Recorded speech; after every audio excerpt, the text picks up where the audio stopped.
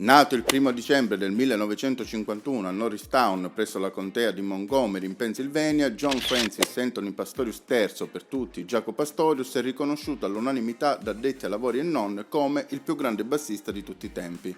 Il suo nome d'arte, per l'appunto Jaco, fu lui stesso ad attribuirselo, prendendo spunto da un noto arbitro di baseball, Jaco Connan, riadattato poi a causa dell'errore di un suo amico spagnolo che in una lettera utilizzò per sbaglio la grafia Jaco, in quanto aveva paragonato il suo nome alla versione americana di Paco. Pastorius è stato il primo a concepire il basso elettrico non solo come strumento di accompagnamento, ma in veste solista, rendendolo protagonista nell'esecuzione delle melodie portanti all'interno di un brano.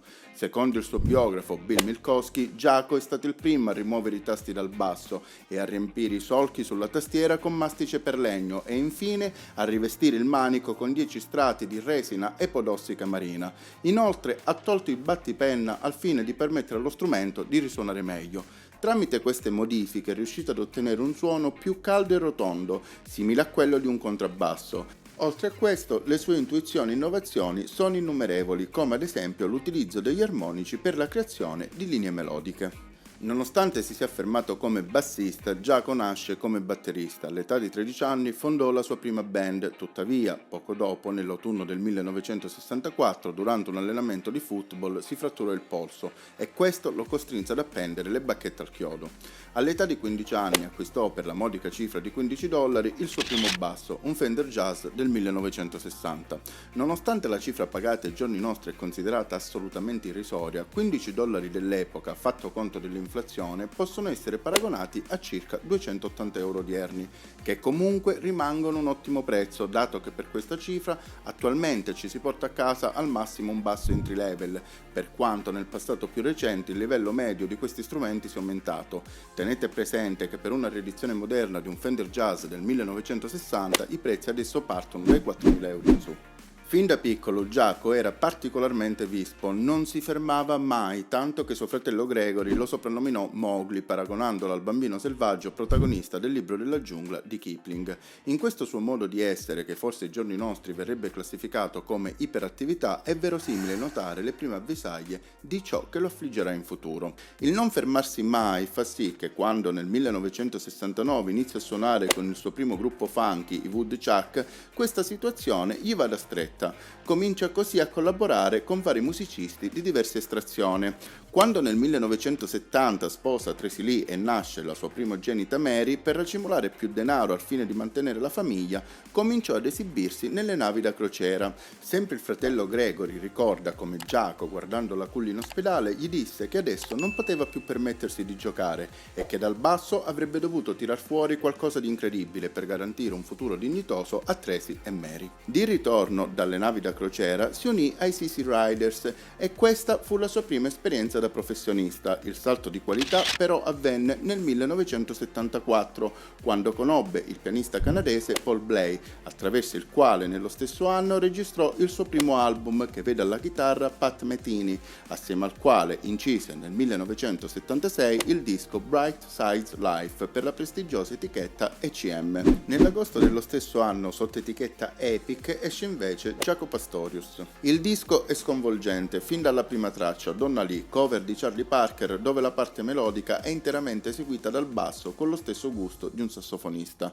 Ma non è tutto, perché tra quei solchi spiccano pezzi che sono vere e proprie pietre miliari, come ad esempio Continuum o Portrait of Tracy, con il suo incredibile uso degli armonici, brani questi che ridefiniscono totalmente le coordinate del basso elettrico. Pastorius è il migliore bassista di tutti i tempi, sa di esserlo e non ha paura di dirlo chiaramente in faccia a chiunque, anche quando quel chiunque è Joe Zawinul, tastierista leader dei Weather Report, gruppo nel quale Jaco voleva entrare a far parte. Mettendosi nei panni di Zawinul, che incontra per la prima volta un ragazzo di 24 anni che si presenta come il miglior bassista del mondo, non stranizza che lo abbia mandato a quel paese. Tuttavia, quando il tastierista ascoltò la cassetta del disco Jaco Pastorius, capì che quello non era solo uno sbruffone, ma che il miglior bassista del mondo lo era veramente. Così, quando Alphonso Johnson lasciò la band, Pastorius fu subito chiamato per sostituirlo. Zawinul dirà di lui che possedeva la stessa magia di Jimi Hendrix e di come i Weather Report cominciarono a registrare il tutto esaurito ogni sera.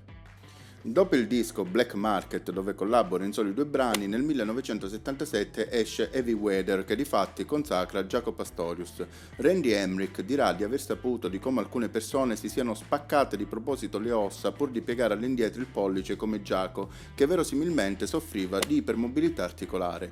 Inoltre i suoi arti particolarmente lunghi potrebbero far pensare alla sindrome di Marfan, di cui tra l'altro verosimilmente ha sofferto anche un altro genio musicista, ovvero Niccolò Paganini. In questo periodo è richiestissimo e collabora con chiunque, come ad esempio Joni Mitchell, che lo vuole al suo fianco nella realizzazione dei suoi lavori a partire da E Gira del 1976 fino al live Shadows and Light del 1980. È in questo periodo che però qualcosa si rompe. Durante le estenuanti tournée, Jaco inizia a fare uso sempre più di alcol e droghe, nello specifico cocaina, e questo mix risulta esplosivo e deleterio in quanto accentua dei problemi psichici in lui latenti. Cominciano ad alternarsi stati sempre maggiori di esaltazione e depressione, cosa che porterà alla fine del suo matrimonio con Tracy e alla perdita della custodia dei figli. Jaco soffriva di quella che all'epoca veniva classificata come depressione maniacale, oggi noto come disturbo bipolare. Gli stati di esaltazione e depressione si susseguono in lui in maniera rapida, presentandosi alle volte anche contemporaneamente. Questo lo porta a creare una situazione di tensione nei Weather Report, dai quali decide di licenziarsi nel 1982. La figlia Mary ha avuto modo di ricordare come sempre nel 1982, nonostante avesse avuto solo 12 anni, capì che qualcosa non andava. Fu durante una serie di concerti in Giappone con la sua big band che doveva promuovere il suo secondo album da solista, Word of Mouth. Il disco, ancora una volta, sorprende. Nel pezzo Crisis, posto in apertura, fortemente voluto da Pastorius, nonostante l'opinione contraria della casa discografica, sembra rispecchiarsi il suo stato interiore attraverso un'atmosfera caotica dove i vari solisti hanno improvvisato su di una velocissima base ritmica senza ascoltarsi l'uno con l'altro. Prima di partire lui andò a prenderla con una Rolls Royce Silver Crowd bianca, indossando un abbigliamento da indiano Mikosuki completamente rasato dalla testa ai piedi. La figlia racconta come lo sguardo di suo padre fosse diverso e come non lo riconoscesse in quegli atteggiamenti stravaganti e irresponsabili che cozzavano profondamente con tutto quello che per lei era suo papà. Durante il viaggio in aereo c'era un silenzio irreale da parte dello staff e dei musicisti che lo accompagnavano, mentre Jaco si comportava in modo estremamente bizzarro. La sua era divenuta una percezione deforme della realtà e tutti i comportamenti fuori dagli schemi che ne conseguivano possono essere ricondotti a episodi maniacali che a volte raggiungevano livelli psicotici. A Tokyo, durante quel tour, fu arrestato per aver guidato una moto completamente nudo. Nel 1983, a Rimini, dopo un concerto, cadde dal balcone di un albergo, precipitando da 6 metri, rompendosi un polso e 3 costole. Al Playboy Jazz Festival dello stesso anno fu trascinato giù dal palco dopo aver causato un tumulto. Al degenerare della sua condizione andarono a sommarsi i debiti contratti a causa delle dipendenze dalle droghe, motivo per cui nel 1984 fu sfrattato da casa, smise di esibirsi e iniziò a vivere come un barbone a Central Park. Flea, bassista dei Red Hot Chili Peppers, ha avuto modo di ricordare una telefonata del suo cantante Anthony Kiedis che gli raccontava sconvolto di aver visto Jaco Pastorius suonare per strada in cambio di pochi spiccioli. Nel 1985 le cose sembrano migliorare quando partecipò alla realizzazione del video didattico Modern Electric Bass assieme a Jerry Gimot. Nonostante il suo talento e la sua bravura tecnica, riguardando la registrazione si capisce come qualcosa in lui non andava e l'estrema sofferenza che provava. In questo periodo sembra esserci una ripresa e l'etichetta discografica decide di mandarlo in tournée assieme al chitarrista Birelli Lagraine. Tuttavia, dopo questa esperienza, le cose precipitano nuovamente e Jaco tornò a mendicare presso la città costiera di Fort Lauderdale in Florida. Gli amici erano rattristati dal suo grave declino e nel luglio del 1986 lo incoraggiarono a fare un check-in nel reparto psichiatrico del Belle Avenue Hospital, dove gli viene diagnosticata una forma di depressione caratterizzata da risvolti paranoici e folti sbalzi d'umore. Rimase ricoverato per 8 settimane, durante le quali si fece notare per l'estrema facilità con la quale riuscì ad entrare in sintonia con molti pazienti dell'istituto. In questa occasione lo staff medico impostò per lui una cura farmacologica a base di litio, che però servì a poco. fu rilasciato sotto la custodia del chitarrista amico Randy Bannerstein, che lo portò con sé nella zona di San Francisco, dove i due iniziarono a lavorare a un disco. Questa situazione dura nuovamente poco e Jaco ritorna a vivere senza fissa dimora, arrivando addirittura ad abbandonare il suo basso al Central Park di New York. Lo strumento è stato recuperato, restaurato ed oggi appartiene a Robert Trujillo, bassista dei Metallica e suo grande fan, che nel 2014 ha prodotto un documentario su di lui che vi consiglio vivamente di andare a recuperare. La situazione per Jaco sembra ormai recuperabile, si arriva così all'11 settembre del 1987, dove durante un concerto di Santana presso il Sunrise Music Theatre di Fort Lauderdale saltò sul palco per alzare dopo un assolo il braccio del bassista in segno di vittoria, come in un incontro di pugilato. Tra l'altro Pastorius conosceva benissimo sia il bassista, in quanto altro non era che Alfonso Johnson, da lui sostituito nei Weather Report, sia Santana, con il quale aveva collaborato allo strumentale Acquamarine contenuto nel disco Marathon del 1979.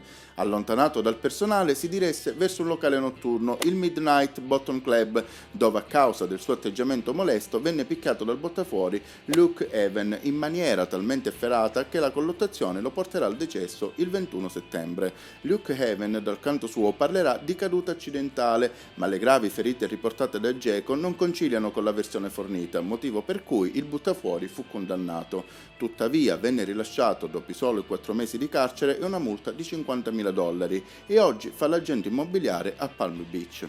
Così, in maniera tragica, si conclude la parabola di Jaco Pastorius, colui che ancora oggi per tutti non è altro che il miglior bassista di tutti i tempi.